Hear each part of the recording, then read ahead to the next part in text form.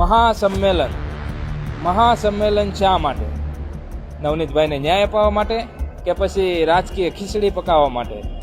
સમાજમાં 15 ધારાસભ્ય અને 3 સાંસદ સભ્ય હોવા છતાં ફરિયાદમાં એક આરોપીનું નામ લખાવી નથી શકતા અને વળી પાછા મહાસંમેલન. સારી વાત કહેવાય.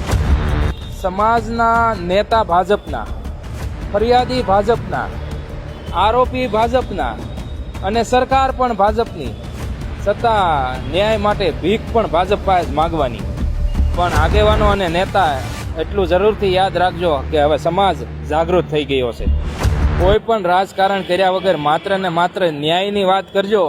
બાકી આજના યુવાનોને ન્યાય મેળવવા માટે નેતા કે રાજકીય આગેવાનની જરૂર નથી, પરંતુ માત્ર ને માત્ર સમાજની એકતાની જરૂર છે. માટે ચાલો સૌ સાથે મળીને જઈએ તારીખ 1/2/2026ના રોજ મહાસંમેલનમાં સમાજની એકતા બતાવી ન્યાય માટે હુંકાર કરીએ.